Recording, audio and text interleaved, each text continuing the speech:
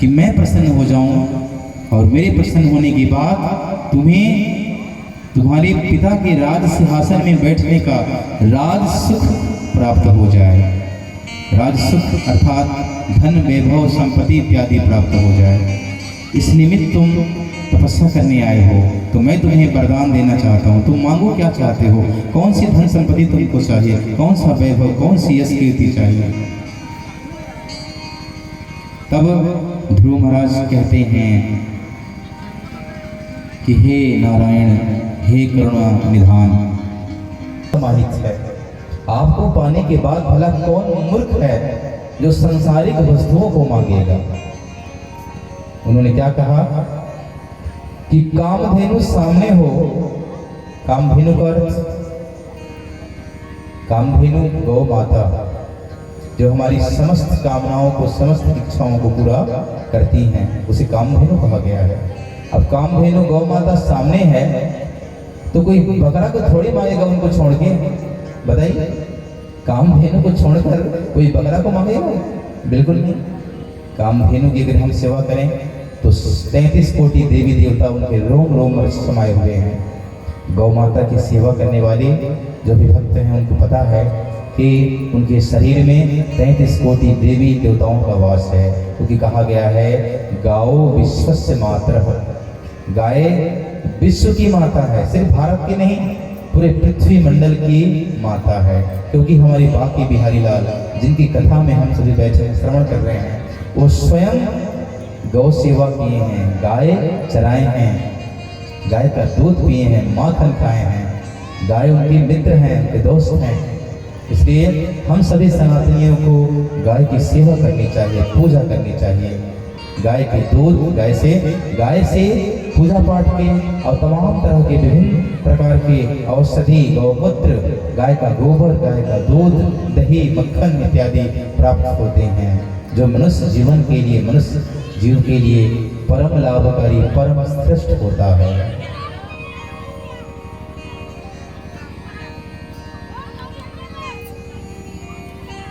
तो ध्रुव महाराज कहते हैं कि कामधेनु जब साक्षात हमारे सामने खड़े हैं तो हम बकरा हमको नहीं चाहिए महाराज। दूसरा बात उन्होंने कहा कि कल्प वृक्ष के पास बैठकर कोई धतूरे की पूजा करेगा क्या? कल्प वृक्ष ऐसा वृक्ष कि जिसके नीचे बैठकर आप मन में कुछ भी सोच लो, कुछ भी कल्पना कर लो, सोच लो बस दिमाग में। कहना नहीं है कि हे कल्प वृक्ष आप हमारी ऐसा कर दो, ऐसा कुछ भी नहीं कहना है। उसके पास बैठ जाओ और सिर्फ मन में सोच लो कि मुझे ये चाहिए, तो मात्र आपकी सोचने से ही जो कल्प वृक्ष है वो आपकी समस्त इच्छाओं को पूरा कर देती हैं। हे नारायण, आप जब सामने हैं तो हमारी कुछ भी मांगने की इच्छा नहीं हो रही है। सर्वस्व जब हमको सामने मिल गया तो मुझे कुछ भी नहीं चाहिए। भगवान मंद मंद मुस्कुरा दिए कि धन है मेरा, कितना अच्छा भक्त है। सबसे श्रेष्ठ भक्त किसे कहा गया है? सबसे एक नंबर वाला भक्त, सुपर भक्त, सबसे नंबर 1 भक्त वही है जो निष्काम भक्त है। निष्काम का अर्थ क्या है? कि कुछ भी मांगता नहीं है वो, भगवान के सामने कुछ भी मांगता नहीं है, पर पूजा करने में कोई कंजूसी करता भी नहीं है। भगवान की पूजा, भजन, कीर्तन, आराधना में कोई कंजूसी करता नहीं है, पर भगवान से कुछ भी मांगता नहीं है, उसको निष्काम भक्त कहा गया है। और हम आप तो भगवान से सौदा करते हैं कि भगवान हमें पास करा दो, हमारी जमीन का विवाद चल रहा है, उसकी फैसला हमारे तरफ करा दो, हमारे लिए एक बंगले की व्यवस्था कर दो, हमारे लिए एक सुंदर पत्नी की व्यवस्था कर दो इत्यादि। धन संपत्ति वैभव हम सब कुछ चाहते हैं। और क्या बोलते हैं कि भगवान जी हम ऐसे नहीं मांग रहे हैं आपसे, बदले में आपको हम एक नारियल देंगे, थोड़े से फूल चढ़ाएंगे, कुछ अक्षत आपको हम देंगे। अरे वाह, भगवान से करोड़ों की संपत्ति मांग रहे हो, अरबों खरबों की अनमोल संपत्ति मांग रहे हो, और बदले में उन्हें नारियल, अगरबत्ती, धूप दीप इत्यादि देकर और तुम भगवान से सौदा कर रहे हो। तेरे आगे लाज मुझे आती नहीं और मांगने की आदत जाती नहीं। भीख सबको देना तेरा काम है और झोली फैलाना मेरा काम है। इसलिए हमको निष्काम भक्त बनना है। ये जो मांगने की आदत है उसको बंद करना पड़ेगा, क्योंकि भगवान सब जानते हैं तुम्हारे मन में क्या चल रहा है, तुम क्या क्या मांगना चाहते हो। खूब पूजा पाठ करो, खूब भजन कीर्तन करो, पर भगवान से कुछ भी मत मांगो, भगवान सब कुछ आपको देंगे।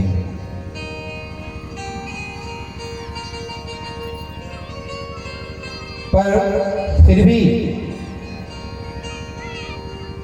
नारायण सोचे कि बेटा मैं तुम्हारी निष्काम भक्ति से बहुत प्रसन्न हूँ।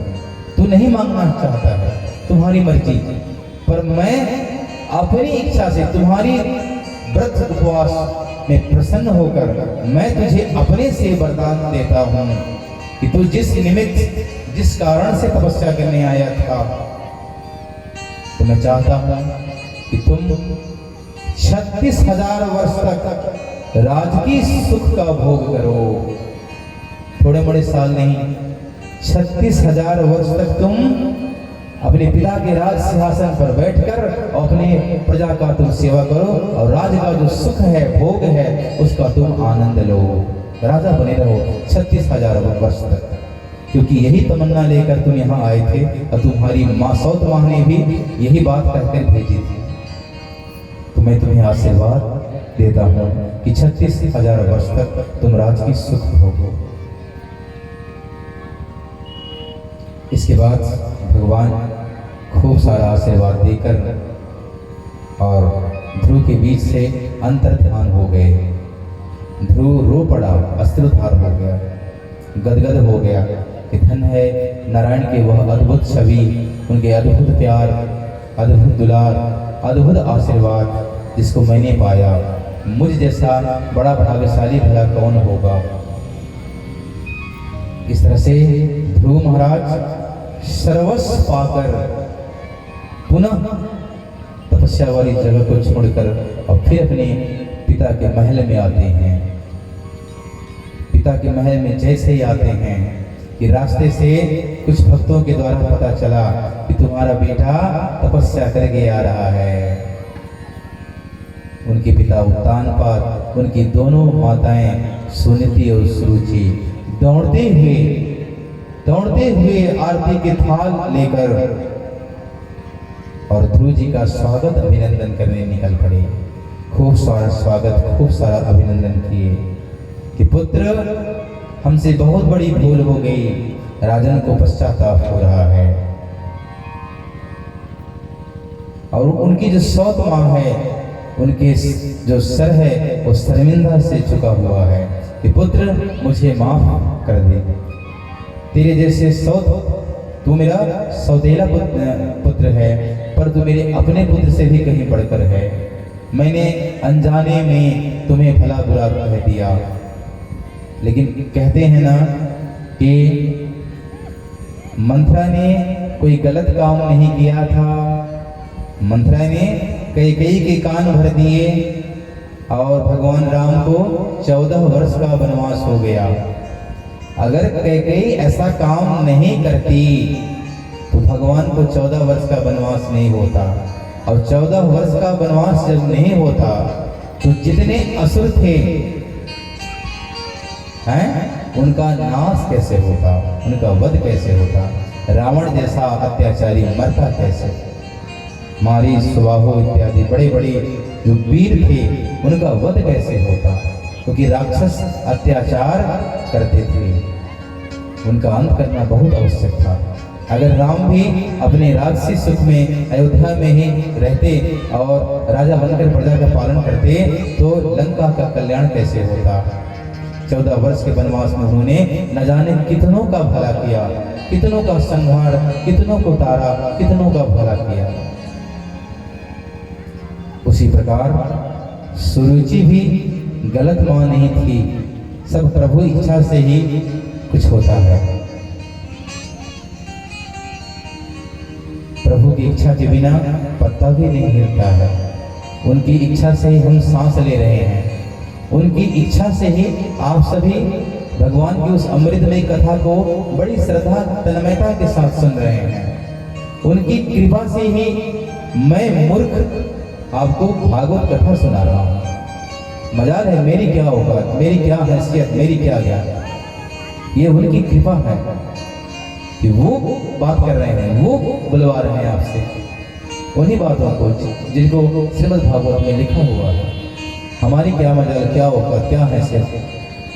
शेष दिनेश गणेश महेश जब ये उनकी कथा को सुना नहीं पाए, कह नहीं पाए, अपने आप को अक्षम बताते हैं, अपूर्ण बताते हैं कि हमें कोई सामर्थ्य नहीं है। श्रीमद् भागवत को लिखने वाले, रामायण को लिखने वाले बड़े बड़े योगी, संत जन, गुणीजन, महात्मा, साधु संत जब अपने आप को असमर्थ पाते हैं कि हम सभी, तुलसीदास ने कहा था कि भैया मैं अपने मंद बुद्धि के अनुसार रामायण की रचना कर दिया, रामचरितमानस को लिखा, पर मेरे से न जाने हजारों गलतियां हुआ होगा। आप सभी रामायण को सावधानी पूर्वक अपने हिसाब से समझना, समझ कर पढ़ना। मुझसे जरूर त्रुटि हुई होगी। बताओ भला, रामचरितमानस जैसे ग्रंथ को लिखने वाले तुलसीदास, संत शिरोमणि तुलसीदास अपने आप को एकदम तुच्छ कवि बता रहे हैं कि रामचरितमानस को लिखने में मेरा कोई हाथ नहीं है, मेरी मंद बुद्धि के अनुसार मैंने लिखा है।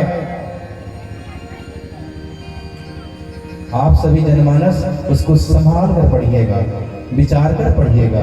निश्चित रूप से मुझसे कुछ त्रुटि हो गई होगी। देखिए, जो हिंदू सनातन धर्म का जो महाकाव्य है रामचरितमानस, जो जीवन जीने की कला सिखलाता है, अद्भुत आदर्श चरित्र, आदर्श संबंध, रामचरितमानस जीवन जीने की कला सिखाता है। ऐसा महाग्रंथ को लिखने वाले विद्वान भी अपने आप को तुच्छ समझते हैं, अपने आप को जीरो समझते हैं। अब ध्रुव महाराज जी का माता पिता के द्वारा खूब स्वागत अभिनंदन हुआ। सुरुचि महारानी भी बहुत पश्चाताप की और घर में लाकर खूब उनका स्वागत सत्कार स्नेह प्रेम किए। और इसके बाद कुछ दिन बाद ध्रुव महाराज जी का विवाह हुआ। उनकी पत्नी, दो पत्नी हुए, एक भ्रमी, एक इला। इनके पुत्र हुए उत्कल और वत्सर। पहली पत्नी भ्रमी के पुत्र हुए कल्प और वत्सर।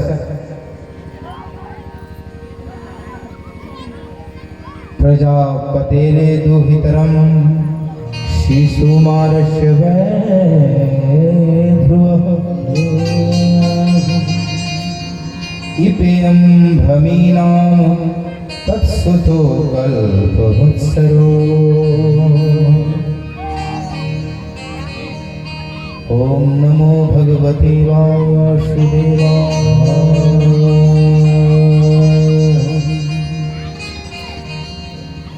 ध्रुव महाराज राजसी सुख का आनंद ले रहे हैं, पर ऐसे समय में भी वो राज्य की सुख, प्रजा का सेवा जरूर कर रहे हैं, पर उस सुख में आसक्त नहीं है, क्योंकि जिनको भगवान का दर्शन हो जाए वो माया की तरफ ज्यादा जाते नहीं हैं। अब क्या हुआ आगे, उनका जो भाई था उत्तम, सुरुचि का पुत्र, वो यक्षों के साथ, जो यक्ष होते हैं वो भी एक देवता का कैटेगरी है, यक्ष। जैसे कुबेर महाराज थे यक्ष, धन के देवता। यक्षों के साथ युद्ध में उत्तम जो थे हैं सुरुचि के पुत्र, उनका अंत हुआ, वो मारे गए। और उन्हीं को ढूंढने निकली। कौन? उनकी माँ सुरुचि। और उनको ढूंढते ढूंढते जंगल की जो लगी हुई दावा अग्नि जो आग थी, उस आग में सुरुचि का भी गोविंदाय नमो नमः हो गया, जल की राख हो गई। अब ध्रुव महाराज जी को बहुत बुरा लगा कि ये जो यक्ष लोग हैं इन्होंने बहुत पाप किया है, मेरे भाई को इन्होंने मार दिया। उत्तम भाई, उत्तम सौतेला भाई है, मेरे भाई को इन्होंने मारा, मैं इन्हें छोड़ने वाला नहीं हूँ। ध्रुव महाराज धनुष बाण लेकर और यक्षों को मारने लगे। कई यक्षों को उन्होंने समाप्त कर दिया मारकर। जब सब के सब यक्ष मर रहे थे तो उस समय ध्रुव महाराज के जो दादाजी थे मनु महाराज, तो वो वहाँ पर आ गए और उन्होंने समझाया कि ध्रुव, बेटा ध्रुव, तुम्हें ऐसा नहीं करना चाहिए, ऐसा तुम्हें नहीं करना चाहिए, ये हमारा धर्म नहीं है, हमारा कैसे परिवार है और तुम इस तरह से।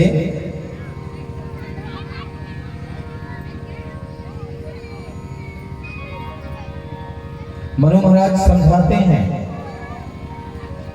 ये जो जन्म मरण का जो कारण है ना, ये ईश्वर है, इसके जिम्मेदार ईश्वर है, ईश्वर के हाथ में है। उत्तम के लिए तुम परेशान न हो, उसकी तकदीर में, उसके भाग्य में जो परमात्मा लिख दिए थे सो हुआ।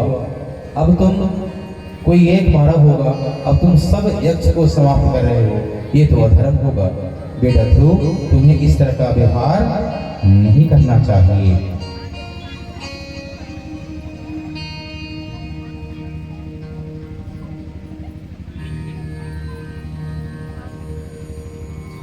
हरि ओम श्री कृष्णाय वासुदेवाय हरे परमात्मने प्रणत कलेश नाशाय गोविंदाय नमो नमः। जातस्य हेतु मृत्युर्ध्रुवं जन्मः मृतस्य च तस्माद् परिहायर्थेन त्वं सोचेतु मर्हसि।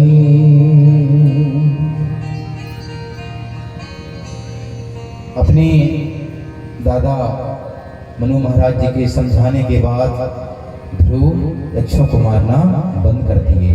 उसी क्षण यक्ष महाराज कुबेर जी प्रकट हो गए और कुबेर जी को ध्रुव जी ने प्रणाम किया और ध्रुव महाराज उन्हें प्रणाम किए और यक्ष भी उन्हें